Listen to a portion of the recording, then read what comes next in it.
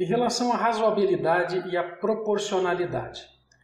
Deixa eu dar um exemplo aqui sobre proporcionalidade. É proporcional que infrações mais graves à saúde e ao meio ambiente tenham sanções maiores. É perfeitamente razoável e proporcional isso, né? Isso está lá na portaria da PAR 45 de 2015, que a gente viu no começo dessa aula aqui. Onde você estabelece, por exemplo, comercializar agrotóxicos sem registro no Brasil, ou seja, um produto que não tem registro no país. Ele tem uma multa de 250 a 316 UPF. Comercializar agrotóxicos que tem um registro no Brasil, mas não tem cadastro no Paraná, ou seja, o ingrediente ativo tem registro, existe controle de produção no país, só acontece que a multa é menor, porque é razoável, o produto tem registro no país, ele não tem cadastro no estado do Paraná, ele não pode ser usado no estado do Paraná, mas é diferente de você usar um produto que tem registro no país de um que não tem. Da mesma forma, utilizar agrotóxicos não registrados no Brasil tem uma pena, que é o dobro de utilizar agrotóxicos não cadastrados no Paraná. Aqui a gente estava falando de comercializar, aqui nós estamos falando de utilizar. Outra coisa também é isso, existe uma proporcionalidade. Comercializar é mais grave do que apenas utilizar.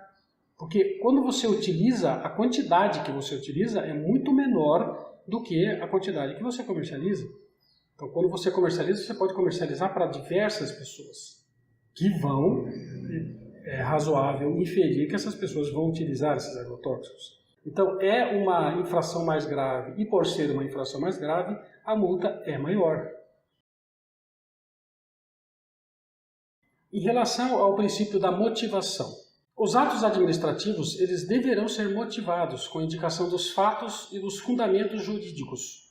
Os atos também devem ser motivados quando imponham ou agravem deveres, encargos ou sanções. Então é o caso de notificações, de decisões de processo administrativo. Os atos administrativos devem ser motivados também aqueles que decidam recursos administrativos. Os atos administrativos também devem ser motivados sempre que deixem de aplicar jurisprudência firmada sobre a questão ou discrepem de pareceres, laudos, propostas e relatórios oficiais. E também deve haver motivação sempre que importe anulação, revogação, suspensão ou convalidação de ato administrativo. E essa motivação ela deve ser explícita, clara e congruente. Em relação ao princípio do interesse público, tudo que um servidor público faz deve atender ao interesse público, porque ele é um servidor público, ele não é um servidor privado. Toda lei sancionada deve atender ao interesse público. Toda norma estabelecida deve atender ao interesse público. Toda organização da administração deve existir para atender ao interesse público. Em relação aos princípios da ampla defesa e do contraditório, então, o Decreto Estadual 3876 de 1984, que é da legislação estadual de agrotóxicos, dos artigos 38 até o 48,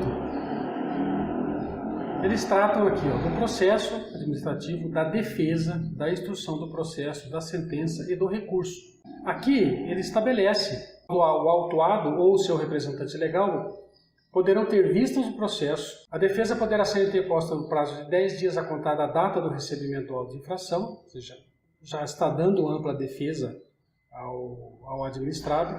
O administrado terá o direito ao contraditório através dessa ampla defesa. Após isso, o fiscal que lavrou a infração deve instruir o processo com relatório circunstanciado e o processo será submetido ao julgamento pela autoridade competente, que no caso é o diretor de defesa agropecuária na ADAPAR. Após o recebimento da sentença, ainda assim o administrado terá prazo de mais 10 dias para interpor recurso. Então, ele recebe a sanção, uma advertência, uma multa, e ele pode interpor recurso, né? Que é uma segunda instância da ampla defesa. O administrado terá o direito ao contraditório novamente. O recurso será submetido a julgamento pela autoridade competente e daí será o presidente da ADAPAR. Em relação ao princípio da segurança jurídica, esse princípio é bem complicadinho, vamos dizer assim, porque muitas atividades, normalmente, a falta de segurança jurídica está relacionada à discricionariedade do administrador. Quando você não tem uma legislação clara em relação a determinados aspectos, todo esse ambiente que não está muito claro, ele fica sujeito à margem de interpretações, às vezes interpretações, quando é possível você fazer uma interpretação de algum texto legal, quando não há sequer menção no texto legal a determinadas atividades, você fica completamente à mercê da decisão do servidor público que é o responsável naquele momento e naquele local. Isso dá uma insegurança jurídica muito grande às pessoas que querem executar aquela atividade, né? Então, vou dar um exemplo aqui de falta de segurança jurídica. O Decreto Estadual 3876 de 1984, que trata sobre o comércio de armazenamento de agrotóxicos, o artigo 25 diz o seguinte: o local destinado a servir de depósito para o armazenamento de agrotóxicos deve reunir as seguintes condições. Então ele diz aqui, por exemplo, no item 2, ter boa ventilação. Aí eu pergunto para você, o que é ter boa ventilação? Você percebe que para o fiscal A, ter boa ventilação é uma coisa, para o fiscal B pode ser outra coisa completamente diferente. Você percebe que quando você não estabelece um critério que possa ser mensurado e preferencialmente objetivo, você acaba caindo num limbo e onde você não tem segurança jurídica. O comerciante ele pode executar uma obra para melhorar a ventilação, achando que aquilo está tudo certo, e um determinado fiscal chega e não, isso aqui não é suficiente.